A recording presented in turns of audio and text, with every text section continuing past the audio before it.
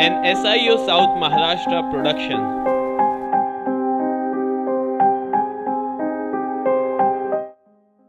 सबसे पहले तो ये सवाल कि क्यों आरएसएस का, संघ परिवार का, कम्युनल फाशिज्म का, इंडियन फाशिज्म का, इन चीज़ों पर हम डिस्कस क्यों करें। हम कोई भी काम जो करते हैं तहरीक इस्लामी करती है, SIO तहरीक इस्लामी के पार्ट की हैसियत से हम करते हैं, एक मुसलमान की हैसियत से हम करते हैं, वो बेमकसद नहीं होता है, बल्कि वो एक मकसद के तहत होता है। ऐसा नहीं होता है कि एक SMC का प्रोग्राम करना ही था तो करना था, या ऐसा नहीं होता है कि ये एक कोई भी टॉपिक रखना है तो चलिए सिद्दीक साहब को ये टॉपिक पसंद आ गया, उन्होंने ये रख लिया, सलमान मुकर्रम साहब को कोई टॉपिक पसंद आ गया, वो घुसा दिया। हर एक टॉपिक के पीछे कोई मकसद होता है, सोच विचार होता है कि हम देना क्या चाह रहे हैं, हम करना क्या चाह रहे हैं। तो जब हम डिस्कशन कर रहे हैं इस बात पर कि आरएसएस को समझने की कोशिश कर रहे हैं, संघ परिवार को समझने की कोशिश कर रहे हैं, इंडियन फाशिज्म को समझने की कोशिश कर रहे हैं, तो ये बहस हम क्यों कर रहे हैं। एक वजह हो सकती है टाइम पास, जैसा कि चाय खानों में उमूमन होता रहता है, यहूदियों को क्रिटिसाइज़ कर रहे हैं, आरएसएस को क्रिटिसाइज़ कर रहे हैं, इसके पीछे भी उनका हाथ है, उसके पीछे भी उनका हाथ है, इस तरह की बातें कर रहे हैं, चाय ख़त्म हो रही है, उठ के चले जा रहे हैं। एक मकसद तो ये हो सकता है जो कि यहाँ नहीं है बिल्कुल भी। दूसरी बात हो सकती है कि गालियाँ देने में एक आदमी को सुकून मिलता है, दिन भर का स्ट्रेस है, बीवी से डांट खाया है, बॉस से डांट खाया है, आकर वो किसी को गालियाँ दे रहा है, उसको थोड़ा सुकून मिल जा रहा है। ये मकसद भी यकीनन नहीं है। तो मकसद क्या होगा। मैंने जिस आयत से अपनी गुफ्तगू की शुरुआत की थी, फ़अल्हमहा फ़ुजूरहा व तक़वाहा, उसमें अल्लाह ताला कहता है कि उसने हर इंसान को फजूर भी दिया है और तक़वा भी दिया है। और यानी हर इंसान, अगर आम ज़बान में बात की जाए तो खैर का भी मजमुआ है, शर का भी मजमुआ है। अगर हर इंसान खैर का मजमुआ है और शर का भी मजमुआ है और दोनों चीज़ें उसमें पाई जाती हैं, तो हर इंसानों को मिलाकर जो सोसाइटी बनेगी, हर सोसाइटी में जो ऑर्गेनाइजेशंस होंगी और इनकी जो भी इज्तिमाइयत होगी, जो भी फ़र्द होगा, जो भी इज्तिमाइयत होगी, उसमें खैर भी पाया जाएगा और शर भी पाया जाएगा। तो हमारा जो भी मकसद होगा किसी भी ऑर्गेनाइजेशन को या किसी भी फ़र्द को डिस्कस करने का, उसके बारे में जानने का, वो ये कि हम उसके खैर से फ़ायदा उठाएं और उसके शर से बचें। ये हमारा मकसद है। इमाम अहमद बिन हम्बल की मिसाल हमारे सामने है कि अपने बाद के औक़ात में अक्सर अपने वक्त के सबसे बड़े डाकू के लिए दुआए खैर किया करते थे, या अल्लाह अबुल हैसम की मग़फ़िरत फरमा, या अल्लाह अबुल हैसम की मग़फ़िरत फरमा। लोगों को बड़ा ताज्जुब होता था, जो उनके नए नए साथी थे, नए नए स्टूडेंट्स थे, वो कहते थे कि आप इतने बड़े अल्लामा हैं, आप इतने बड़े मुहद्दिस हैं, आप इतने बड़े वली हैं अल्लाह ताला के, आप सबसे बड़े डाकू के लिए ये दुआ क्यों करते रहते हैं। तो उन्होंने एक मरतबा लोगों को उसकी वजह बताई। उन्होंने कहा कि मामून के ज़माने में, अब्बासी खुलफा के ज़माने में मुझ पर बहुत ज़्यादा जुल्म ज़्यादती की गई है। हम सबको वो वाक़या पता है कि एक ऐसी चीज़ को कुरान के बारे में ज़बरदस्ती मनवाने की कोशिश की जा रही थी इमाम अहमद बिन हम्बल से, जो कि सही नहीं है। और इमाम अहमद बिन हम्बल डट गए कि नहीं, मैं इस चीज़ को नहीं मानूंगा जब तक कि तुम कुरान से, हदीस से कोई दलील मेरे सामने नहीं लाते हो। तो उन पर बहुत ज़्यादा जुल्म सितम किए गए, मारा गया, पीटा गया, कैद किया गया, वगैरह वगैरह। उसी ज़माने का वाक़या इमाम अहमद बिन हम्बल ने अपने स्टूडेंट्स को बताया कि मैं एक मरतबा क़ैद खाने से निकाल कर खलीफा मोतसम के सामने ले जाया जा रहा था कि तभी ये डाकू मुझे क़ैद खाने में लाया जाता हुआ या शिफ्ट किया जाता हुआ मिला। और इस अबुल हसन ने बग़ैर किसी तमहीद के पुकार कर कहा कि ए अहमद, और मैंने कहा कि हाँ बताओ। तो कहा मैं अबुल हैसम हूँ, मैं डाकू हूँ, और ये जो खलीफा के फ़ौजी हैं, ये खलीफा की जो पुलिस है, ये मुझे मार मार के टॉर्चर कर करके थक गई है, लेकिन मैंने अपना गुनाह कबूल नहीं किया हूँ, जबकि मैंने बहुत सारे गुनाह किए हैं, बहुत सारे डाका डाले हैं। गलत रास्ते पर, बुराई के रास्ते पर, शैतान के रास्ते पर मैं इतना इस्तिकामत के साथ रह सकता हूँ, गैर मुतज़ल्ज़िल अज़ाइम के साथ रह सकता हूँ। तो तुम सोच लो कि तुमको हक़ के रास्ते में कितना इस्तिकामत दिखानी चाहिए, कितने इस्तेहकाम के साथ, कितने अदम मुतज़ल्ज़िल होने के साथ तुमको रहना चाहिए, हक़ के रास्ते में कितनी पामर्दी तुम्हें दिखानी चाहिए। इमाम अहमद बिन हम्बल पे इस चीज़ का बहुत ज़्यादा असर हुआ। उन्होंने कहा कि एक शख्स है शैतान के रास्ते पे इतनी इस्तिकामत दिखा रहा है, तो मुझे अल्लाह के रास्ते में कम से कम बहुत ज़्यादा इस्तिकामत दिखानी चाहिए। और वो उसके बाद से इस चीज़ से मुतासिर होकर उन्होंने एक डाकू से सबक सीखा और आकर कहा कि उस डाकू की उस बात ने मेरे दिल पर बहुत ज़्यादा असर किया और मैंने उससे सबक लिया और आगे बढ़ा। तो ये हमें एक असलूब नज़र आता है कि किस तरह हमें बुरे से बुरे अफराद से भी अगर हम चाहें तो अखलाक सीख सकते हैं। और ये बिल्कुल कुरानी असलूब है। किस तरह हम बुरे अफराद से, बुरे लोगों से कुरान की ज़बान में कुछ सीख सकते हैं, ये चीज़ हमें नज़र आती है दो तरह से। कुरान एक जगह फरमाता है कुल सीरू फिल अर्ज़ि फंज़ुरू कैफ़ काना आक़िबतुल मुजरिमीन। तर्जुमा है, कहो ज़रा ज़मीन में चल फिर कर देखो कि मुजरिमों का क्या अंजाम हो चुका है। सूरह निसा में एक दूसरी जगह कुरान फरमाता है वला तहिनू फ़ी इब्तिग़ाइल क़ौम अन तकूनु तअलमून फ़इन्नहुम यअलमून कमा तअलमून व तर्जून मिनल्लाहि मा ला यर्जून व कान अल्लाहु अलीमन हकीमा।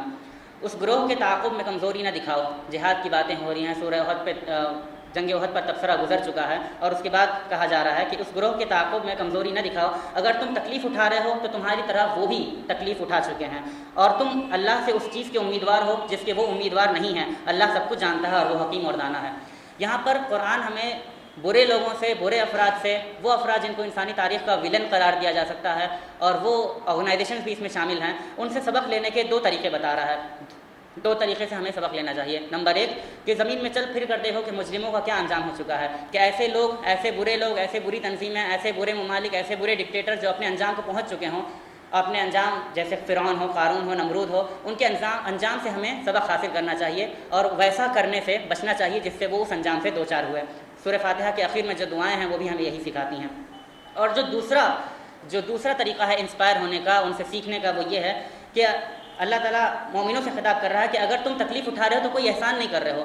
تمہارے مقابلے میں تمہارے دشمن بھی تکلیف اٹھا رہے ہیں جبکہ وہ شیطان کے راستے میں کام کر رہے ہیں, اور تم کو اللہ تعالیٰ سے جنت کی امید ہے, اللہ کی رضا کی امید ہے. ان کو تو بیچارے کو کچھ حاصل نہیں ہونے والا ہے, لیکن پھر بھی وہ استقامت دکھا رہے ہیں, پھر بھی وہ قربانیاں دے رہے ہیں. تو اس چیز سے ہمیں انسپائر ہونے کی ضرورت ہے, ہمیں سیکھنے کی ضرورت ہے.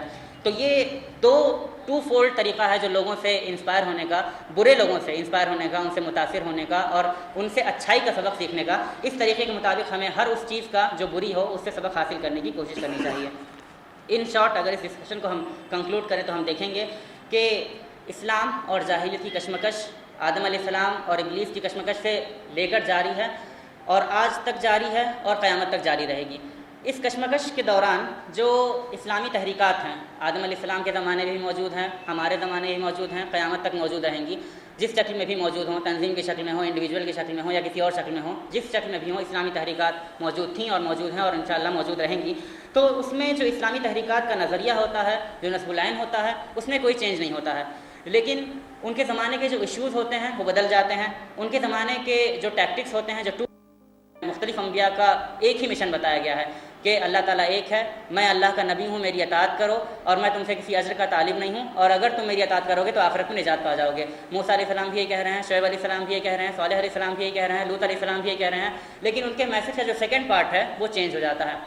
موسیٰ علیہ السلام کے زمانے میں پرابلم یہ تھا کہ بنی اسرائیل کو غلام بنا لیا گیا تھا, تو وہ فرعون سے جا کے کہتے ہیں کہ بنی اسرائیل کو آزاد کر دو, میرے ساتھ جانے دو. شعیب علیہ السلام کے زمانے میں کرپشن پرابلم تھا, تو وہ جا کے کہتے ہیں کہ ٹھیک تولا کرو, ناپ تول میں کوئی گڑبڑی مت کرو, کرپشن وغیرہ چھوڑ دو. صالح علیہ السلام, ہود علیہ السلام سب اپنے زمانے کے پرابلم سے ایڈریس کرتے ہیں. لوط علیہ السلام ہوموسیکشوالٹی کے مسئلے کو ایڈریس کرنے کی کوشش کرتے ہیں. تو ہم دیکھتے ہیں کہ سارے انبیاء کا پہلا میسج کامن ہے, جو ایک نصب العین کی حیثیت رکھتا ہے, ایک عقیدے کی حیثیت رکھتا ہے. اللہ تعالیٰ ایک ہے, میں اللہ کا نبی ہوں, میری اطاعت کرو, فاتقوا اللہ واطیعون, اللہ تعالیٰ سے ڈرو اور میری اطاعت کرو, اور اگر تم ایسا کرو گے تو آخرت میں کامیاب ہو جاؤ گے. لیکن اس کے بعد کا میسج جو دوسرا پارٹ ہے وہ چینج ہوتا رہتا ہے. یہی بات ہر اسلامی تحریک پر صادق آتی ہے کہ ہمارا یہ پہلا پارٹ جو میسج ہے, جو ایک نصب العین کی حیثیت رکھتا ہے, ایک عقیدے کی حیثیت رکھتا ہے, وہ سیم رہے گا, آج بھی رہے گا, 1400 سال پہلے بھی تھا, 1400 سال بعد بھی ہے, قیامت تک رہے گا. لیکن جو چیز نئے مسائل آ رہے ہیں, نئے چیلنجز آ رہے ہیں, ان کا انالیسس, ان کو ایشوز کو دیکھنا, پرکھنا, ان چیلنجز کا سامنا کرنا, یہ چیزیں ہمارے سامنے بدلتی رہیں گی. آج ہمارے سامنے اسی قسم کا ایک چیلنج سنگھ پریوار کی, انڈین فاشزم کی صورت میں ہے, اور یہ وجہ ہے کہ ہم اس چیز کا مطالعہ کر رہے ہیں, اس چیز کو سمجھنے کی کوشش کر رہے ہیں, تاکہ ہم اس چیلنج کا کما بہو سابقہ کر پائیں, سامنا کر پائیں. یہ کانسیپچول کلیئرٹی ہمارے سامنے ہونی چاہیے. صرف یہ نہیں کہ ایک ایشو ہے, فیشنیبل ہے, ہم اس کو مطالعہ کر رہے ہیں, اس کو جاننے کی کوشش کر رہے ہیں, نہیں, بلکہ اس کے پیچھے یہ پورا اسلامی بیک گراؤنڈ ہے, پورا دینی بیک گراؤنڈ ہے, پورا آپ کی تحریک کی ضرورت ہے, آپ کی ضرورت ہے کہ آپ کس طرح اس کو پرسیو کرتے ہیں اس چیلنج کو, اور کس طرح آپ اس کا جواب دینے کی کوشش کرتے ہیں. اس کے بعد اب ایک آئیڈیالوجی جو ہوتی ہے اس کا جواب ایک آئیڈیالوجی ہوتی ہے. انڈین فاشزم جب ہم دیکھ رہے ہیں تو یہ ایک آئیڈیالوجی ہے, اپنے آپ میں بہت ریپریسیو ہے, بہت ظالمانہ ہے, بہت اللاجیکل ہے, بہت غیر معقول ہے, لیکن سب کے باوجود ایک آئیڈیالوجی ہے, اور اس آئیڈیالوجی کا جواب ایک آئیڈیالوجی ہی ہو سکتی ہے. تو جب ہم ہندوتوا آئیڈیالوجی کا مطالعہ کرتے ہیں تو سب سے پہلے کسی بھی آئیڈیالوجی کو سمجھنے کا, پرکھنے کا سب سے اچھا اور سب سے مستند طریقہ جو ہے کہ آپ اس کے ایوولوشن کو دیکھیں کہ وہ کس طرح ایوالو ہوئی ہے. اگر آج کے ہندوتوا یا انڈین فاشزم کی جو آئیڈیالوجی ہے اس کا ہم اس طرح مطالعہ کریں کہ وہ کس طرح ایوالو ہوئی ہے, تو ہم سب سے پہلے 1875 میں پہنچیں گے. اس سے پہلے تک ہمیں ایک انڈین فاشزم ایک آئیڈیالوجی کی صورت میں نہیں ملتا ہے, ایک فیلنگ کی شکل میں مل سکتا ہے, یا کچھ سینٹیمنٹ کی شکل میں مل سکتا ہے, کچھ جذباتیت کی باتوں کی شکل میں مل سکتا ہے, لیکن ایک آئیڈیالوجی کی شکل میں 1875 سے پہلے ہمیں ہندوتوا کا نام و نشان نہیں ملتا ہے. سب سے پہلے سن 1875 میں ایک کتاب پبلش ہوئی ستیارتھ پرکاش کے نام سے, اور جیسا کہ ہم سب جانتے ہیں سوامی دیانند سرسوتی اس کتاب کے مصنف تھے. یہ ایک لینڈ مارک کتاب تھی, اپنے آپ میں ایک ریولوشنری کتاب تھی. ہندوتوا جس نے ڈیفائن کرنے کی کوشش کی, انڈین فاشزم کو اس کی شکل دینے کی کوشش کی, اور یہیں سے ہندو جو ہے وہ ریفارم سے نکل کر ریوائولزم کی جو موڈ ہے اس میں آ گئے. اور یہاں کی سب سے خاص بات یہ تھی کہ اس چیز کی شروعات یعنی Hindutva as a ideology, Indian fascism کی شروعات جو ہوئی ہے وہ احساس کمتری سے ہوئی ہے۔ اگر اسی دیانند سرسوتی کی اس کتاب کا ہم مطالعہ کریں گے تو ہم دیکھیں گے کہ کتنا زیادہ یہ ویسٹ سے انسپائرڈ ہے، ویسٹ سے متاثر ہے، حد سے زیادہ۔ یہ جو ویسٹرن اس زمانے میں لوگ تنقید کر رہے تھے، مشنریز کر رہے تھے، مسلمان تو کرتے ہی رہتے تھے کہ آپ کے یہاں کروڑوں دیوتا ہیں، آپ کے یہاں سب بکواس ہے، توحید کو لاجیکلی ثابت کرتے تھے۔ تو یہ اس تنقید سے اتنا متاثر تھا کہ اس نے کہا کہ ہاں ہندو بھی توحید کو مانتے ہیں، ہندوؤں میں بھی کروڑوں دیوتا نہیں ہیں۔ اور اسی طرح کی بہت ساری تنقیدیں جس میں بت پرستی ہے یا اور اس طرح کی تنقیدیں ہیں، یا یہ کہ براہمن جو ہیں وہ میڈیٹر ہیں اللہ اور بندے کے درمیان، یہ چیز کیوں ہے؟ اسلام میں تو ڈائریکٹ ہے، کرسچینٹی میں تو ڈائریکٹ بندے کا اللہ سے تعلق ہوتا ہے، وغیرہ وغیرہ۔ ان تنقیدوں کا سامنا دیانند سرسوتی نے اس طرح کیا کہ ہندوازم میں وہ تمام چیزیں ہیں جو آپ کے پاس اچھی ہیں۔ جتنی تنقید تھی اس نے کہا ہندوازم میں یہ ہے ہی نہیں۔ مطلب یہ ایک اچھا اپروچ ہے کہ آپ کوئی کالا ہو اور آپ کہیں کہ آپ کالے ہیں تو کہا نہیں میں تو گورا ہوں۔ یہ سوامی دیانند سرسوتی کا ایک ایٹیٹیوڈ تھا کہ نہیں یہ ساری چیزیں ہندوازم میں موجود نہیں ہیں، یا جس کو اس بات کو اس طرح کہا جاتا ہے کہ ٹرو ہندوازم میں یہ چیزیں موجود نہیں ہیں۔ اسی چیز کو سوامی دیانند سرسوتی نے کہا کہ ہمارے ہاں توحید بھی ہے، ہمارے ہاں بت پرستی نہیں ہے، ہمارے ہاں براہمن کاسٹ میڈیٹر نہیں ہے، وغیرہ وغیرہ، یہ باتیں انہوں نے کہیں۔ اور اس کے بعد انہوں نے کچھ نظریے پر اپنی ایک پورے سماج کی بنیاد ڈال دی۔ مثال کے طور پر انہوں نے کہا کہ جو گاڈ ہے وہ ون ایبسٹریکٹ ایبسولوٹ ہے، یعنی جس طرح اسلام میں ایک کانسیپٹ ہے کہ اللہ تعالیٰ جو ہے اس کی کوئی امیج نہیں ہے، یا اللہ تعالیٰ جو ہے وہ صرف واحد ہیں، مطلب توحید پہ جس طرح بلیو کرتے ہیں، آل پاورفل ہیں، ایبسولوٹ ہیں، ان کے پاور کی کوئی حدیں نہیں ہیں، ان کو کوئی چیلنج نہیں کر سکتا ہے، وغیرہ وغیرہ۔ پورا کانسیپٹ انہوں نے توحید کا لا دیا کہ گاڈ جو ہے وہ ون ایبسٹریکٹ ایبسولوٹ ہے۔ اس کے بعد انہوں نے ایک ہر قوم کو جو آئیڈیالوجی کے ماننے والے لوگ ہوں ان کو ایک آئیڈیل کی ضرورت پڑتی ہے، ایک ایگزامپل کی ضرورت پڑتی ہے جس کی طرف ان کو لوٹ کے جانا پڑتا ہے۔ یہ آئیڈیل ان کو سرسوتی نے دیا ویدک گولڈن ایج کی شکل میں۔ انہوں نے کہا کہ آپ ہندوؤں پہ ایک زمانہ ایسا گزر چکا ہے جب ہندوستان گولڈن ایج تھا، ہندوستان کا، ہندوستان سونے کی چڑیا تھا، ہندوستان میں یہ تھا، ہندوستان میں وہ تھا، پورا ایک ویدک گولڈن ایج کا انہوں نے کانسیپٹ دیا جس کی طرف پھر سے پلٹ کے لوٹنا ہے ہندوؤں کو۔ پھر انہوں نے قرار دیا کہ سنسکرت کو ایک ایسی لینگویج قرار دیا جو مدر آف آل ٹنگس ہے، تمام دنیا کی جتنی بھی زبانیں ہیں سب کی ماں جو ہے وہ سنسکرت ہے۔ یہ کانسیپٹ دیا اپنے آپ کو سپیریئر ثابت کرنے کے لیے، ہندو قوم کو سپیریئر ثابت کرنے کے لیے۔ اسی طرح آریہ جو نسل تھی اس کو تمام نسلوں سے زیادہ سپیریئر ثابت کرنے کے لیے ان کو ویسٹ سے بھی بہت سارا لٹریچر مل گیا۔ اور اس کے بعد انہوں نے ایک چیپٹر میں بائبل پر، ایک چیپٹر میں قرآن پر تنقید کی، اپنی جو کتاب انہوں نے لکھی ہے۔ اور ان کا اپنے آپ کو ہندوازم سے ڈسٹینٹ کرنے کا، فاصلہ بنانے کا اتنا شوق تھا سوامی دیانند سرسوتی کو اپنے پیغام کو پھیلانے کے لیے کہ 1891 میں جو سینسس ہوا اس میں انہوں نے اپنے فالوورس کو کہا، یہ آریہ سماج کے جو بھی لوگ ماننے والے تھے ان کے، کہ آپ اپنے آپ کو آریہ رجسٹر کرائیں گے، ہندو رجسٹر نہیں کرائیں گے۔ یہ ان کے اپنے پیغام کو پھیلانے کا، اپنی ڈسٹنکشن کو ثابت کرنے کا ایک طریقہ تھا۔ یہ تو تھے سوامی دیانند سرسوتی صاحب۔ یہاں سے ہم کہہ سکتے ہیں کہ ہندوتوا آئیڈیالوجی کی شروعات ہوئی ہے۔ اب بہت زیادہ نمایاں افراد کے نہیں بلکہ کوشش یہ کریں گے کہ کچھ زمانے کے ڈسٹینس سے کس طرح آئیڈیالوجی ایوالو ہو رہی ہے اس کو دیکھیں۔ جیسے 1875 میں ہم دیکھتے ہیں کہ ایک شروعات ہوئی، ایک احساس کمتری سے شروعات ہوئی ہے، اور کس طرح وہ ویسٹ سے بھی لے رہے ہیں اور تنقید بھی کر رہے ہیں۔ ویسٹ برا ہے لیکن ہم وہی کام کر رہے ہیں جو ویسٹ کر رہا ہے، اسلام برا ہے لیکن اس کا پورا توحید کا کانسیپٹ ہم نے لے لیا۔ اس طرح کی چیزیں ہم دیکھتے ہیں۔ سن 1909 میں ایک آر بی لال چند نام کے ایک فرد تھے جو ہندوتوا کے نظریے پر بلیو کرتے تھے، اور انہوں نے ایک آرٹیکل لکھا سیلف ایبنیگیشن ان پالیٹکس۔ آرٹیکل تنقیدی ہے، تنزیہ ہے۔ اس میں وہ یہ کہنا چاہ رہے ہیں کہ ہندو جو ہیں وہ پورا سنیاس لے چکے ہیں سیاست سے، اور ان کو یہ کرنا چاہیے کہ سارا کچھ مسلمانوں کو سونپ دینا چاہیے اور چھوڑ کے چلے جانا چاہیے ہریدوار، یا مطلب یہ پورا ان کے آرٹیکل کی تھیم ہے۔ تو اس میں انہوں نے بہت ساری لائٹ ٹون میں بہت ساری چیزوں کو آرگیو کرنے کی کوشش کی ہے، اور یہاں پر ہمیں ٹون کا فرق نظر آتا ہے۔ کس طرح سوامی دیانند سرسوتی ایک احساس کمتری کا شکار ہیں، بہت زیادہ ڈیفینسو ہیں لیکن بہت زیادہ ایگریسو ہونے کی کوشش کر رہے ہیں۔ یعنی جب آدمی بہت زیادہ ڈیفینسو ہوتا ہے تو دکھانے کی کوشش کرتا ہے کہ ہم بہت زیادہ ایگریسو ہیں، پھر وہ بائبل پہ بھی حملے کر رہے ہیں، قرآن پہ بھی حملے کر رہے ہیں، لیکن وہ ڈیفینس تھوڑا کم یہاں نظر آتا ہے۔ دھیرے دھیرے ترقی کر رہا ہے ہندوتوا ایک آئیڈیالوجی کے طور پر۔ تو اب تھوڑا آئیڈیالوجیکل ڈسکشن کر رہے ہیں لال چند صاحب۔ لال چند کہہ رہے ہیں کہ جو پیٹریوٹزم ہے، جو وطن پرستی ہے، وطن سے محبت ہے، حب وطن ہے، یہ صرف کمیونل نہیں ہو سکتا، یہ صرف جغرافیکل نہیں ہو سکتا، بلکہ یہ اپنے آپ میں کمیونل فورس ہے۔ یعنی کانگریس کا دعویٰ تھا اس زمانے میں بھی کہ جو بھی لوگ ہندوستان میں رہنے والے ہیں، ہندوستان کے بارڈر میں رہنے والے ہیں، وہ سب ہندوستانی ہیں، وہ سب محب وطن ہیں، وہ سب اپنے وطن سے پیار کرتے ہیں، اس کی آزادی کے لیے لڑیں گے، وغیرہ وغیرہ، یہ سب ساری چیزیں تھیں۔ اس کے مقابلے میں لال چند نے کہا کہ نہیں، صرف جو شخص جغرافی میں رہتا ہے ضروری نہیں کہ وہ وطن سے محبت کرتا ہو، بلکہ بہت سارے غدار بھی ہو سکتے ہیں۔ تو جغرافی میں رہنے کے ساتھ ساتھ، اس علاقے میں رہنے کے ساتھ ساتھ، اس بارڈر میں رہنے کے ساتھ ساتھ یہ بات بھی ضروری ہے کہ آپ اس قوم سے بھی تعلق رکھتے ہوں، مراد ہندو قوم سے تعلق رکھتے ہوں۔ پھر اس کے بعد انہوں نے یعنی اس زمانے میں بھی ہمیں یہ دکھتا ہے کہ کس طرح مسلمانوں کی طاقت سے یہ ہندوتو فاشزم کی فورسز یا تو واقعی خوفزدہ تھے یا پھر ایسا دکھانے کی کوشش کر رہے تھے اپنے پیغام کو پھیلانے کے لیے۔ میری ذاتی رائے یہ ہے کہ وہ بہت زیادہ خوفزدہ تھے اس زمانے میں۔ اس زمانے میں انہوں نے جیسے تنقید کی ہے آر بی لالچند نے اپنی اس آرٹیکل میں، انہوں نے کہا ہے کہ برٹش کی جو حکومت ہے وہ مسلمانوں کا سپورٹ کر رہی ہے۔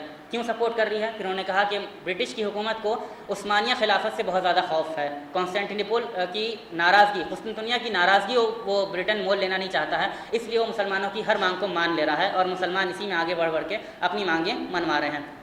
پھر یہ تو برطانیہ پہ تنقید تھی۔ اس کے بعد وہ کانگریس پر تنقید کرتے ہیں کہ کانگریس میں آپ ہندو کے نام سے کوئی ریزولوشن پاس نہیں کر سکتے، ہندو انٹرسٹ کے بنا پر کوئی بات نہیں کر سکتے، لیکن اگر آپ مسلمان ہیں تو مسلمانوں کے تعلق سے جو ریزولوشن چاہیں پاس کرا لیں۔ یہ چیز ہمیں نظر آتی ہے کہ مسلمان ضرورت سے زیادہ طاقتور ہو رہے ہیں وغیرہ وغیرہ، یہ باتیں نظر آتی ہیں ان کے آرٹیکل میں۔ پھر ہمیں ایک اور جو ان کی پریشانی ہے، ان کا گریونس ہے، جو افسوس کے طور پر کہہ سکتے ہیں کہ آج ہمارا گریونس ہو گیا ہے، وہ یہ ہے کہ وہ بولتے ہیں کہ فسادات ہوتا ہے تو ہم مار کھاتے ہیں، ہندو مار کھاتے ہیں۔ کیوں مار کھاتے ہیں بھائی؟ کیونکہ پولیس میں سارے مسلم بھرے ہوئے ہیں۔ یہ ایک غلط ناانصافی ہے۔ جو پولیس کا پرپورشن ہونا چاہیے وہ آبادی کے حساب سے ہونا چاہیے، اور چونکہ ہندوؤں کی آبادی زیادہ ہے اس لیے ہندوؤں کی تعداد اس میں زیادہ ہونی چاہیے۔ اس طرح کا آرگومنٹ انہوں نے وہاں پر کیا ہے۔ پولیس میں مسلمان زیادہ ہیں، بیوروکریسی میں مسلمان زیادہ ہیں، فوج میں مسلمان زیادہ ہیں، یہ ساری شکایتیں وہ اپنے اندر کرتے ہیں۔ اور آخر میں ایک وہ پوائنٹ بناتے ہیں جو بہت زیادہ امپورٹنٹ ہے، کیونکہ عام طور پر ہم دیکھتے ہیں کہ ٹو نیشن تھیوری کا الزام مسلمانوں پر لگا دیا گیا ہے کہ انہوں نے بنایا، مسلم لیگ نے بنایا۔ یہ کہتے ہیں یہاں پر کہ کانگریس پر تنقید کرتے ہوئے کہ ہندوؤں کو اب صاف صاف یہ کہہ دینا چاہیے کہ we are not one, we are two, اور اس چیز کو پروپیگیٹ کرنے کی، اس چیز کو بتانے کی ضرورت ہے۔ یہ 1909 میں آر بی لالچند کہہ رہے ہیں۔ ان سے پہلے بھی اگر ہم دیکھیں تو ہندوتوا کے ماننے والے اس قسم کی باتیں کر چکے ہیں، لیکن یہ ایک اچھا ایگزامپل ہمیں ملتا ہے کہ we are not one, we are two, اور ڈسٹنکٹ ٹو، اور اس میں سے جو ون ہے یعنی ہندوازم کے ماننے والے ہیں وہی ہندوستان کے اصل سپوت ہیں اور اصل ماننے والے ہیں، باشندے ہیں۔ اس کے بعد اسی زمانے میں ایک ہربلاس ساردا نام کے ہمیں فرد نظر آتے ہیں جنہوں نے ہندو سپیریورٹی نام سے ایک آرٹیکل لکھا تھا، اور یہ بھی بہت زیادہ ویسٹ سے متاثر نظر آتے ہیں، برطانیہ پر تنقید کرتے ہیں، اسی کو فالو کرتے ہیں، اور ان کی محنت قابل تعریف ہے۔ مطلب میں نے شاید اسی لیے اس چیز کو انکلوڈ کیا ہے یہاں پر کہ اپنی کتاب میں، یہ اس زمانے میں 1906 کا زمانہ ہے، آپ سوچئے کہ آج کی طرح لائبریری کی یا انٹرنیٹ کی سہولتیں حاصل نہیں تھیں، یہ 550 کتابوں کو پڑھ کر ان کا حوالہ دیتے ہیں اپنی ایک کتاب میں، اس زمانے کی بات ہے۔ تو اس طرح کی محنت کرنے والے ڈیڈیکیٹڈ لوگ ہمیں ہر زمانے میں ہندوتوا فورسز کے پاس ملتے ہیں، اور اس چیز سے بھی ہمیں کچھ سیکھنے کی ضرورت ہے۔ اس کے بعد ایک اور 20 سال کا گیپ کرتے ہیں، 1875، 1906، 1909، اور اس کے بعد اب 1923۔ یہ ہے 1923 کا زمانہ۔ آپ پورا ہسٹوریکل بیک گراؤنڈ اگر تازہ کر لیں تو جس بات سے میں ڈرا کرنے والا ہوں وہ مدن موہن مالویہ، BHU کے فاؤنڈر، وہ ہندو مہاسبھا میں اپنا پریزیڈنشیل ایڈریس دے رہے ہیں، اور وہاں سے کچھ نکات یہاں پر آپ کے سامنے ہیں۔ یہ جو مدن موہن مالویہ ہیں، یہ ایک زمانے میں کانگریس کے بھی ممبر رہ چکے ہیں، یہ جیسا کہ میں بتا چکا ہوں BHU کے فاؤنڈر ہیں، اور 1922 میں انہوں نے کانگریس کے اندر ہی ہندو مہاسبھا کو ریوائیو کرنے کی کوشش کی، اور اس کے بعد انہوں نے خلافت موومنٹ میں جو کانگریس نے پارٹیسپیٹ کیا اس پر کھل کر تنقید کی۔ 1916 میں مسلمانوں کے ساتھ، مسلم لیگ کے ساتھ جو معاہدہ ہوا اس پر کھل کر تنقید کی، لیکن اپنی مسلمانوں پر بھی تنقید کرتے ہیں، برطانیہ پر بھی تنقید کرتے ہیں، لیکن ان کی کچھ باتوں کو اپنے اندر سمونے کی کوشش ان میں نظر آتی ہے۔ مثال کے طور پر یہ بار بار برطانوی برکات کا حوالہ دیتے ہیں کہ برطانیہ آیا تو ایجوکیشن آئی، برطانیہ آیا تو سائنس آئی، برطانیہ آیا تو ڈیولپمنٹ آیا، ریلویز آیا، وغیرہ وغیرہ۔ اور پھر ان کے زمانے میں ہم دیکھتے ہیں کہ ہر زمانے کے مفکر نے، یعنی دیانند سرسوتی نے بھی، لال چند نے بھی، اور بہت سارے جتنے بھی لوگ گزرے ہیں اس زمانے میں، سب نے کاسٹ سسٹم کو کرٹیسائز کیا تھا، ہر ایک نے کاسٹ سسٹم کو کرٹیسائز کیا تھا، لیکن مالویہ نے اپنے جو کاسٹ سسٹم کو کرٹیسائز کرنے میں سب سے زیادہ وہمنٹ نظر آتے ہیں، بہت زیادہ زور سے، بہت زیادہ دردمندی کے ساتھ یہ کاسٹ سسٹم کو کرٹیسائز کرتے ہیں۔ اپنے اسی پریزیڈنشیل ایڈریس میں 1923 کی بات ہے کہ وہ اپنا پریزیڈنشیل ایڈریس دے رہے ہیں، اور دیتے وقت انہوں نے ایک جملہ کہا کہ یہ جو انٹچیبلٹی ہے، یہ جو چھوت چھات ہے، اس کو ختم ہونا چاہیے۔ تو وہیں اسٹیج پر ہی بیٹھے ہوئے کسی فرد نے اعتراض کیا کہ اگر ایسا ہے تو جو فلاں دلت ہے یا فلاں فرد ہے اس کے ساتھ ہندو مہاسبھا کے میں کیوں ناانصافی ہوئی تھی۔ انہوں نے حوالہ دیا کہ ہندو مہاسبھا نے فلاں جگہ پر ایک دلت کے ساتھ ناانصافی کی تھی۔ تو مالویہ بالکل رو پڑے, پوری ان کی آنکھوں سے آنسو آ گئے. انہوں نے اپنی پگڑی نکال دی اور کہا کہ یہاں پر اگر وہ دلت موجود ہے تو میں اپنی پگڑی اس کے پیر پر رکھ کر اس سے معافی مانگنے کے لیے تیار ہوں, وغیرہ وغیرہ. اور اس کے بعد انہوں نے بہت دردمند انداز میں اپیل کی کہ جو دلت ہیں وہ بھاگتے جا رہے ہیں, وہ کوئی مسلمان ہو جا رہا ہے, کوئی کرسچن ہو جا رہا ہے, کوئی کچھ ہو جا رہا ہے, ہندوازم کو چھوڑ کر بھاگ رہے ہیں. ہم ان کو پانی پینے نہیں دیتے کنویں سے, ہم ان کو عبادت کرنے نہیں دیتے مندروں میں, اس وجہ سے وہ ہندوازم کو چھوڑ کر آگے بھاگ جا رہے ہیں. اور اب ہمیں ضرورت اس بات کی ہے کہ اگر اب انہیں کنٹین کرنا ہے تو ہمیں ان کو پکڑ کے رکھنا ہوگا. یہ چیزیں ہمیں مالویہ میں نظر آتی ہے. اس کے بعد اسی 1923 میں وی ڈی ساورکر, ایک بہت ہی اہم نام ہمیں نظر آتا ہے ہندوتوا کی تاریخ کا, وہ فرد جس نے ہندوتوا کا نام ہے وہ دیا ہے ہندوتوا فورسز کو. انہوں نے اپنی جو کتاب ہندوتوا ہو از اے ہندو لکھی ہے, اس میں بہت ہی اسکالرلی انداز میں, علمی انداز میں ہندوتوا کو ڈیفائن کرنے کی, ہندو نیشنلزم کو ڈیفائن کرنے کی, کلچر نیشنلزم کو ڈیفائن کرنے کی انہوں نے کوشش کی ہے. اور انہوں نے کہا ہے کہ ایک نیشن تب بنتا ہے جب کہ ریس ہو, یعنی ایک ہی نسل کے لوگ ایک نیشن بن سکتے ہیں. دوسری کوالٹی ان کی اس نسل میں کامن کلچر بھی پایا جاتا ہو, تہذیب بھی ایک ہو. اور تیسری کہ وہ اسی جغرافیکل یونٹ میں رہتے ہوں, یعنی نسل بھی ایک ہونی چاہیے, تہذیب بھی ایک ہونی چاہیے, اور جغرافیکل ایریا بھی ایک ہونا چاہیے. تب آپ جا کر ایک نیشن, ایک قوم بننے کی صلاحیت اپنے اندر رکھتے ہیں. اور اسی بات کو انہوں نے مختصر انداز میں یہ اس طرح بیان کیا ہے کہ آپ ایک قوم تب بن سکتے ہیں جب آپ کا فادر لینڈ بھی ایک ہو اور آپ کا ہولی لینڈ بھی ایک ہو, یعنی آپ کی مقدس سرزمین جس سے آپ کی الفتیں وابستہ ہیں, جس سے آپ کا تقدس وابستہ ہے, وہ بھی آپ کا ایک ہو, اور آپ جہاں پیدا ہوئے ہیں وہ بھی ایک ہو. یعنی آپ کو ہندوستان میں پیدا بھی ہونا پڑے گا اور ہندوستان کو ایک مقدس سرزمین کی حیثیت سے تسلیم بھی کرنا پڑے گا, تب آپ ہندوستانی نیشنل آئیڈینٹیفائی کیے جائیں گے. یہ چیز ہمیں ساورکر کے یہاں نظر آتی ہے, کھل کر بالکل علمی انداز میں اس کو مختلف اسکالرلی کورس کے ذریعے وہ ڈیفائن کرنے کی کوشش کرتے ہیں. اور ایک اور چیز ہمیں ساورکر کے یہاں سے کھل کر نظر آتی ہے, یہاں سے جو ہندوتوا فاشزم کا ڈیفینسو ایرا ختم ہوتا ہے ایک طرح سے, اور ساورکر سے لے کر وہ ایگریشن شروع ہوتا ہے. یعنی اب تک ہم دیکھتے ہیں کہ وہ یہ کبھی کبھار قرآن پہ تنقید ہو گئی, کچھ بائبل پہ تنقید ہو گئی, کچھ ہو گئی, لیکن اور زیادہ وہ آگے آ کر ملٹری یا ملیٹنسی کی طرف نہیں جاتے ہیں, وائلنس اختیار کرنے کی بات نہیں کرتے ہیں, یا مسلمانوں کو دشمن نہیں کہتے ہیں. کچھ لوگ مسلمانوں میں برے ہوتے ہیں, ہم ان پہ تنقید کر رہے ہیں, اس طرح نرم ٹون ہے اب تک ان کی. لیکن ساورکر آنے کے بعد سے اس ٹون میں ہمیں فرق ملتا ہے, اور وہ بالکل بلیٹنٹلی ایک دم بھونڈے انداز میں اس چیز کو جسٹیفائی کرنے کی کوشش بھی کرتے ہیں. مثال کے طور پر اپنی کتاب میں وہ کہتے ہیں, ان کے الفاظ میں کوٹ کر رہا ہوں, nothing makes self conscious of it self so much as a conflict with non self. ایک سیلف کو, ذات کو کوئی بھی شخص اس سے زیادہ جاگروک نہیں کر سکتا ہے, بیدار نہیں کر سکتا ہے, جتنا کہ ایک کانفلکٹ کسی نان سیلف کے ساتھ. یعنی ایک دشمن جو ہے وہ بہت زیادہ ضروری ہے. جب تک وہ دشمن پیدا نہیں ہوگا تب تک ہم اپنے آپ کو متحد نہیں کر پائیں گے, اپنے اندر قوت پیدا نہیں کر پائیں گے, اپنے اندر جذبہ پیدا نہیں کر پائیں گے. یہ چیز ہمیں وی ڈی ساورکر سے لے کر شروع ہوتی نظر آتی ہے کہ ایک دشمن کی تلاش ہندوتوا فاشزم کو, ہندوتوا فورسز کو ہوتی ہے, اور اس دشمن کے اراؤنڈ اپنے آپ کو آرگنائز کرنا, اپنی چیزوں کو مستحکم کرنا. یہی چیز ہم دیکھتے ہیں کہ مسئلہ قومیت میں اسی چیز کو مولانا مودودی نے تعبیر کیا ہے کہ جو ہندو قوم پرستی ہے یہ دو ٹانگوں پر قائم ہے, ایک مسلم دشمنی ہے اور ایک انگریز دشمنی ہے. انگریز جا رہے ہیں, اگر ہم اس والی ٹانگ کو بھی توڑ دیں گے تو ہندوتوا فاشزم اپنے آپ میں ختم ہو جائے گا. لیکن افسوس ہے کہ مسلمانوں نے اس آواز کو نہیں سنا ہے, ورنہ آج شاید ہمیں اس چیلنج پر ڈیبیٹ نہیں کرنی پڑتی. اس کے بعد اپنی ملیٹنسی کے دور میں جو سب سے اہم کام جس دور میں انٹر ہوا ہے ہندوتوا فاشزم, وہ آر ایس ایس کا دور ہے, اور ہم کہہ سکتے ہیں کہ یہ دور آج تک جاری ہے.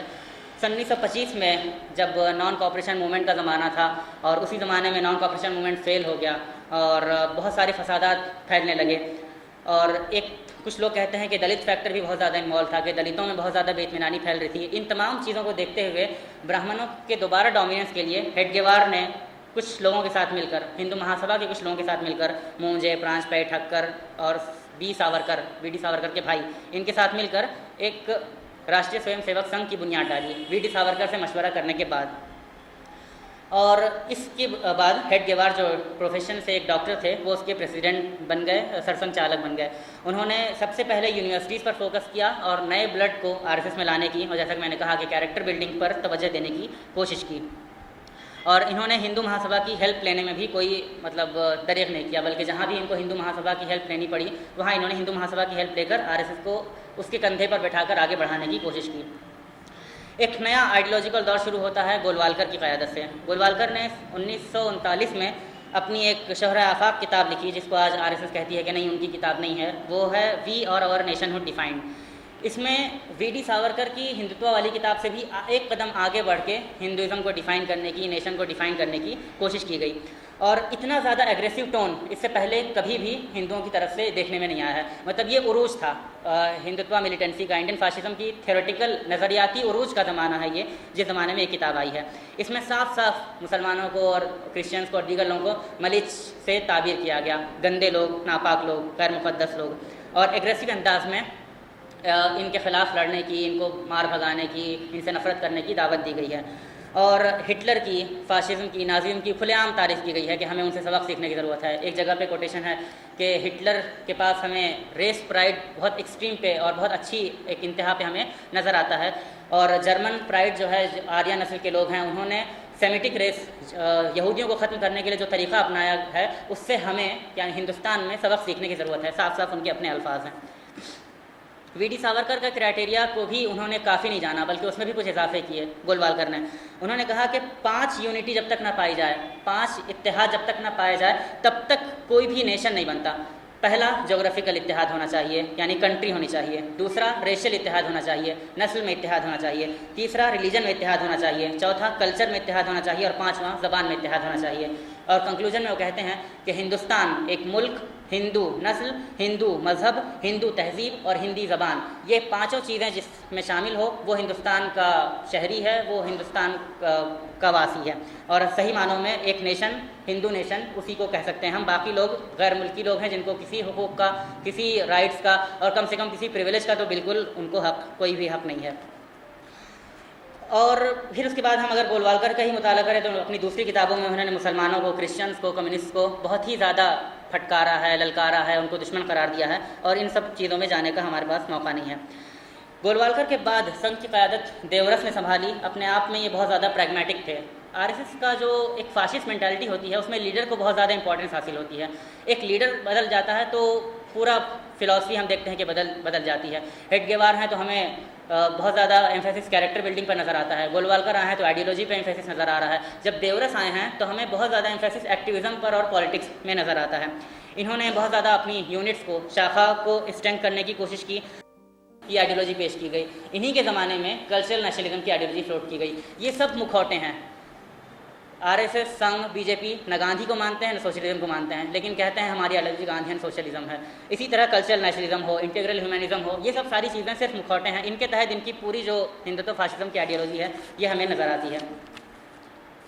پھر یہیں سے جو پولیٹیکل ایکٹیویزم کا دور ہے، ہم دیکھتے ہیں کہ اس کے بعد کی تاریخ ہمارے ذہنوں میں بالکل اچھی طرح مستحضر ہوگی کہ کس طرح 1983 سے یاتراؤں کا سلسلہ شروع ہوا۔ 1984 سے وی ایچ پی نے نعرہ لگایا کہ ہم ایودھیا کو آزاد کرائیں گے۔ 1989 میں تالا کھولنے کی کوشش ہوئی، شاہ بانو کے خلاف بہت زیادہ ایجیٹیشن ہوا، اور منڈل کمیشن جب آیا، 27% او بی سیز کو ریزرویشن کی جب بات ہوئی تو پورا فوکس چینج کرنے کے لیے پالیٹکس کا ان لوگوں نے رام جنم بھومی کے ایشو کو اٹھا دیا اور منڈل کمیشن کا ایشو کو دبا دیا، کیونکہ منڈل کمیشن کے ایشو کے ذریعے ہندوؤں میں تقسیم ہو رہی تھی۔ ایک او بی سیز کہہ رہے تھے کہ ریزرویشن ہونا چاہیے، اپر کاسٹ کہہ رہی تھی ریزرویشن نہیں ہونا چاہیے، پورا کلیش کا اندیشہ تھا۔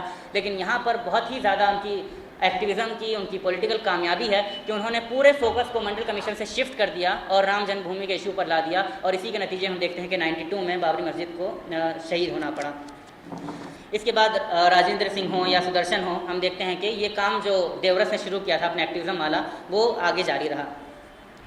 کل ملا کر اگر ہم دیکھیں تو آر ایس ایس اور سنگھ پریوار، انڈین فاشزم ایک ایگزسٹینشیل تھریٹ ہے انڈیا کی پلورالٹی کے لیے، ڈائیورسٹی کے لیے، اور یہ اس کی سب سے بڑی خطرناک چیز یہ ہے کہ ہر جگہ پایا جاتا ہے۔ میڈیا میں موجود ہے، اور بیوروکریسی میں موجود ہے، اب تو فوج میں بھی اس کے ٹینٹیکلز پھیل گئے ہیں، انٹیلیجنس ایجنسیز میں تو پہلے سے موجود تھا، اور اس کی ایک آرمی آف سب آرگنائزیشنز ہیں۔ یہاں پر ہمارے سامنے جو اس کی آرگنائزیشن کی ڈیٹیل بیان کی گئی کہ ان کی برانچز خوب ہیں، اور ان کی سب آرگنائزیشنز جس کو پورا پریوار کہا جاتا ہے، ان کی تعداد بھی سینکڑوں میں ہے۔ یہاں پر سب کو بتانے کا تفصیل سے موقع نہیں ہے۔ ایک جو اہم شفٹ البتہ ان کی ہے وہ ایجوکیشن پر، سن 1980 سے لے کر انہوں نے سیفرنائزیشن کے نام سے ایجوکیشن میں بہت زیادہ اپنے ایفرٹ دکھانے شروع کیے ہیں، جس میں ہم اس کی ڈیٹیلز میں آگے جا سکتے ہیں کہ کس طرح انہوں نے سیفرنائزیشن کرنے کی کوشش کی، کس طرح ودیا بھارتی کے اپنے اسکول کھولے، اور کس طرح آج گورنمنٹ کے بعد سب سے زیادہ اسکول جو ہیں وہ ودیا بھارتی کے پاس ہیں۔ اسی طرح انہوں نے سب سے پہلے اربن ایریاز میں پینیٹریشن کرنے کی کوشش کی، ناگپور ہو یا دیگر علاقے ہوں جہاں سے RSS کی شروعات ہوئی تھی وہ شہری علاقے ہیں، لیکن اب انہوں نے رورل ایریاز میں پینیٹریشن کرنے کی کوشش کی ہے اور 1995 سے لے کے آج تک بہت زیادہ کامیابی سلسلے میں ان کو حاصل ہوئی ہے، اور یہ رورل ایریاز میں دیہی علاقوں میں ان کا پینیٹریشن ہی ہے کہ آج وہ اقتدار کی گدی پر اپنے بلبوتے پر فائز ہونے میں کامیاب ہو چکے ہیں۔ تو یہ ایک چیز نظر آتی ہے ہمیں۔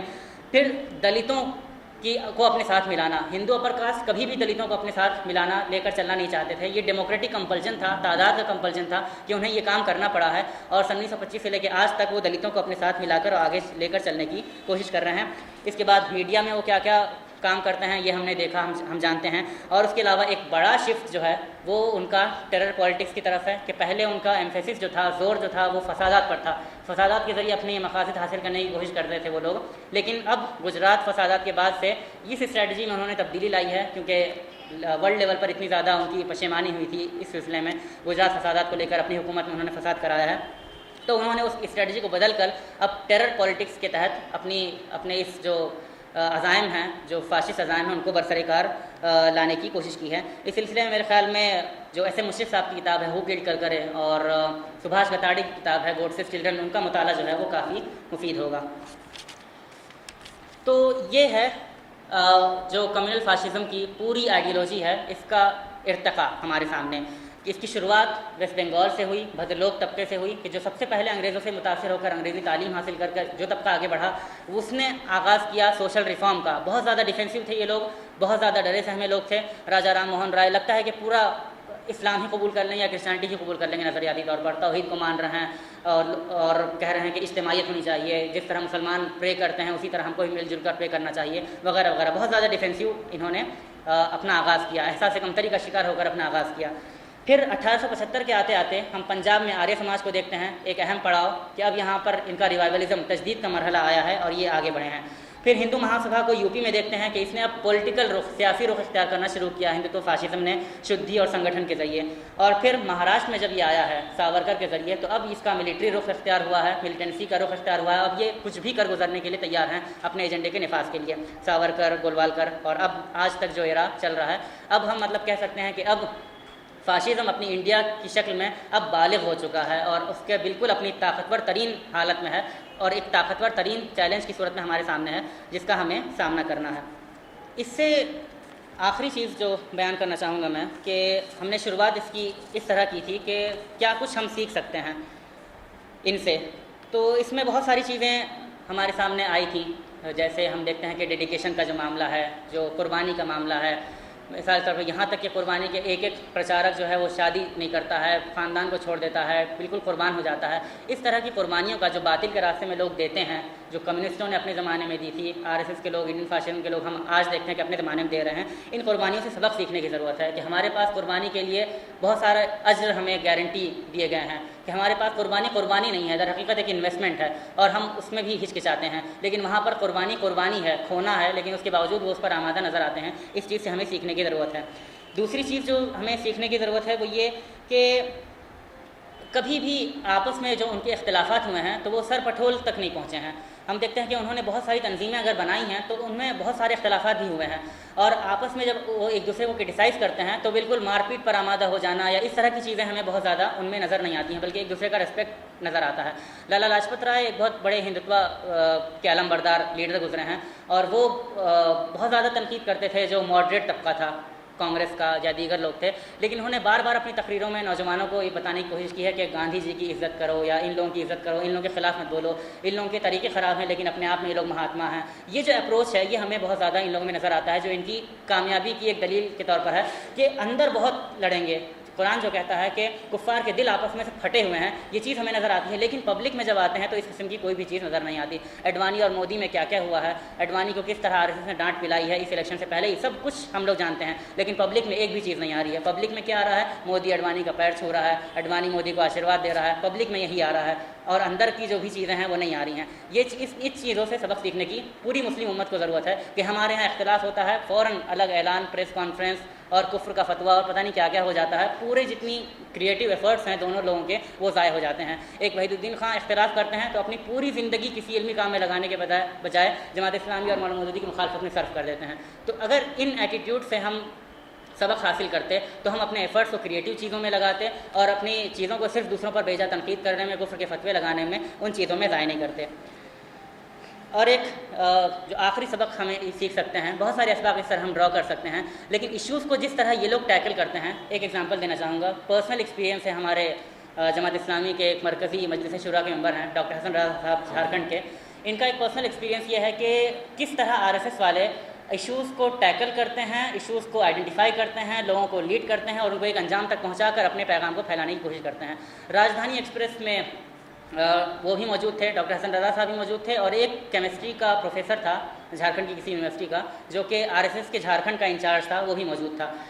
اس مسئلہ یہ ہوا کہ راجدھانی ایکسپریس کے اس ڈبے کی AC بند ہو گیا، خراب ہو گیا، گرمی کا مہینہ تھا، لوگوں کو پسینے آنے لگے، سب گالیاں دے رہے ہیں، کیا گورنمنٹ ہے یہ وہ، ریلوے کو گالیاں، راجدھانی ایکسپریس کو گالیاں، لیٹ بھی ہو رہی ہے، سب کچھ ہو رہا ہے۔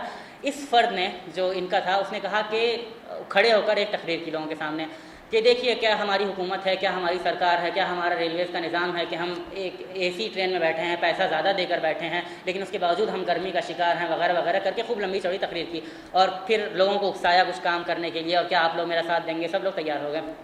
اگلے اسٹیشن پر جب گاڑی رکی تو یہ سب کو لے کر نیچے اتر آیا اور ہنگامہ شروع کر دیا، ٹرین کو ہم آگے بڑھنے نہیں دیں گے جب تک یہ ہمارا AC ٹھیک نہیں ہوتا ہے، اور ہم کچھ بھی نہیں سننے والے ہیں، یا تو ہمیں پیسہ واپس دو یا AC ٹھیک کرو، وغیرہ وغیرہ۔ ٹرین کو آگے بڑھنے نہیں دیا، بہت زیادہ اس نے لیٹ کر دیا۔ اور جب آفیسرس نے یقین دہانی کرائی کہ AC ٹھیک نہیں ہو سکتا، بڑی ٹیکنیکل خرابی ہے، آپ جب ڈیسٹینیشن پہ پہنچیں گے تو ہم پیسہ آپ کو دے دیں گے، تب وہ اپنی پورے ڈبے کے جتنے لوگ تھے سب کو لے کر سوار ہوا، اور جب ٹرین ڈیسٹینیشن پر پہنچی، پھر لوگوں نے پیسے واپس دیے، اسی کو گورنمنٹ نے پیسے واپس دیے RSS کے اس پرچارک کو، اس نے اپنے ہاتھ سے سب میں پیسے تقسیم کیے، ساتھ میں اپنا کارڈ تقسیم کیا کہ آپ کو اس طرح کی کبھی کوئی پریشانی ہو تو ہم سے کانٹیکٹ کیجیے گا، ہم آپ کی ہیلپ کرنے کے لیے ہمیشہ تیار ہیں۔ تو یہ ایک آدمی، سنگھ کا ایک آدمی، وہ ایک ایشو کو آن دا اسپاٹ آئیڈینٹیفائی کرتا ہے، لوگوں کو اپنا میسج پہنچاتا ہے، لوگوں کو ورغلاتا ہے، لوگوں کو ایک ایشو کو ایڈریس کرنے کی کامیاب کوشش کرتا ہے، اور پھر اس ایشو کو جو ایک نیوٹرل ایشو ہے، ایک اچھا ایشو ہے، ٹھیک ہے، اور اس کے ذریعے اپنا پیغام پہنچاتا ہے کہ آپ کو کبھی کوئی مسئلہ ہو تو آپ ہمارے سامنے آئیے گا۔ یہ ایک طریقہ ہے جو ہمیں وہاں کے بہت سارے لوگوں میں نظر آتا ہے۔ یہ کانفیڈنس، یہ چیز ہمیں اپنے اندر بھی پیدا کرنے کی ضرورت ہے۔ اللہ تعالیٰ سے دعا ہے کہ ہمیں اس جو چیلنج کو اس پوری سیویریٹی کے ساتھ سمجھنے کی کوشش کرنے کی، اس کو سمجھنے کی توفیق دے۔ اللہم ارن الاشیاء کما ہی، جس طرح یہ چیلنج ہے اسی طرح اس کو سمجھنے کی توفیق دے، اور اس سے اسی طرح نبرد آزما ہونے کی توفیق دے۔ ایک شعر کے ساتھ اپنی بات ختم کرتا ہوں۔ رات کو جیت تو سکتا نہیں لیکن یہ چراغ رات کا نقصان بہت کرتا ہے۔ ہمیں کوشش کرنی چاہیے کہ ہم ایسے چراغ بن جائیں، ایک چراغ بھی اگر ہو، کہ وہ رات کا نقصان کریں، زیادہ سے زیادہ نقصان کریں، اور چراغ سے چراغ جلاتے رہیں تاکہ ایک دن اس رات پر قابو پایا جا سکے۔ وآخر دعوانا الحمدللہ رب العالمین۔